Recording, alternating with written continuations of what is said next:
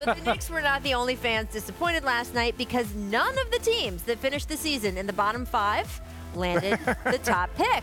And that prompted Jazz center Rudy Gobert to tweet, quote, "We just witnessed the end of tanking, and we should be happy about it." Richard, do you think that's true? I think it is. I wouldn't say it's the end of tanking. I think you want to put yourself, let's be competitive. Let's try and win games and win things. Because you look at it, there were teams like the Lakers that were trying to be competitive, and then things, injury to Bron, just the way the season was. And then it's like, okay, well, let's just play our young guys. Let's quote unquote tank. You just want to stop the tanking at the beginning of the season. You want to stop the tanking 10, 12, 15 games into the season. Do you know what team that started doing it? I don't. Look, I stay out of all that stuff. But I'm just saying you want to avoid that. I think that's what sends a bad message when guys, their only goal is to not have the worst record in the NBA history. I think that's a good point, Rich, because the Pelicans did tank. Because they started playing Anthony Davis only 20 minutes a game. But it didn't start off that way. And by the way, I'm not sure that was tanking for a draft pick. That was to preserve health of their trade asset when they were stuck in a completely bizarre It's a gray area. It's a gray area. But what ended up happening this year was, yes, Rachel, there was not season-long tanking by a bunch of teams.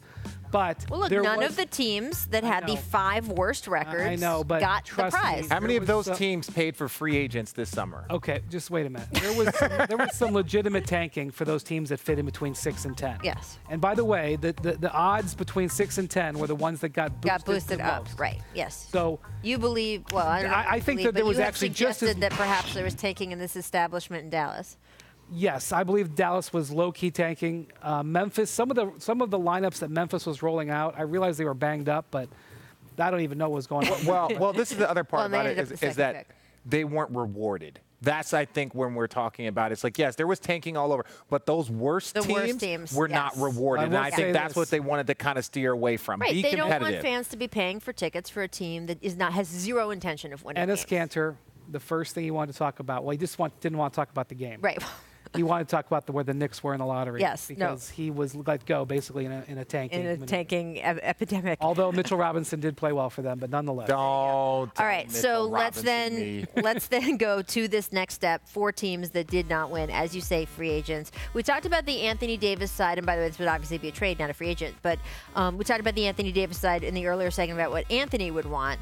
But let's talk about if he does manage to say to the Pelicans, "You got to deal me." And yes, Griff can say we don't have to do it till February 1st, but Griff knows the packages won't be as good for him on February 1st as they will this summer when a team could have him legitimately for a whole season, get to maybe try to do the Paul George model, convince him to stay, that kind of thing. So who do you think will have the best packages now that we know the draft order, now that we know what picks everyone has? Who will have the best packages for Anthony Davis? It depends on what the Pelicans' focus is. If the Pelicans want to go all young and build around Zion, I think the Knicks have the best package to offer. They can offer the number 3 pick. They can offer a couple of young players that they have on their roster right now. Kevin Knox, Dennis Smith Jr., Mitchell Robinson, the 2 first-round picks that they got from the Dallas Mavericks. I like those 2. Right. All of those things could come together. That's a factor. From what I understand, the Pelicans are not interested in making a deal with the Los Angeles Lakers. Maybe had they gotten the filet mignon, the Zion pick. Right. Yes. But the Pelicans have the filet mignon or the crawfish etouffee, whatever you want to say in this scenario.